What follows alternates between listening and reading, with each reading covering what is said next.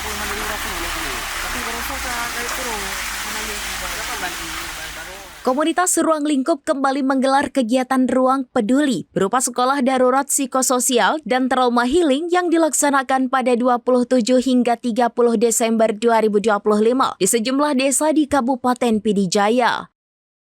Kegiatan Ruang Peduli kali ini berlangsung di Desa Dayah Usin, Desa Menasah Blang, dan Desa Seno. Program ini bertujuan untuk memberikan dukungan pemulihan psikososial sekaligus edukasi dasar bagi anak-anak dan masyarakat pasca kejadian darurat. Sebelum melaksanakan kegiatan di Pidijaya, komunitas Ruang Lingkup juga menyalurkan bantuan kemanusiaan ke Kabupaten Aceh Utara, tepatnya di Kecamatan Sawang sebagai bagian dari rangkaian aksi sosial Ruang Lingkup. Selama pelaksanaan di Pidijaya, para relawan melaksanakan berbagai kegiatan edukatif dan pendampingan.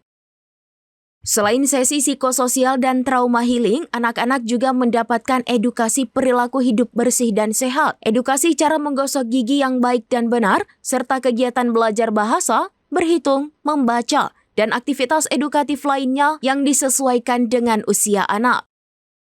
Pada siang hingga sore hari, kegiatan difokuskan pada edukasi dan pendampingan anak-anak. Pada malam harinya, kegiatan dilanjutkan dengan nonton bersama yang diikuti oleh anak-anak dan masyarakat setempat sebagai sarana hiburan, kebersamaan, dan pemulihan emosional. Kegiatan ini diikuti oleh relawan dari berbagai daerah yang tergabung dalam volunteer Ruang Peduli yang secara aktif terlibat dalam seluruh rangkaian kegiatan, mulai dari edukasi, pendampingan, hingga interaksi langsung dengan masyarakat.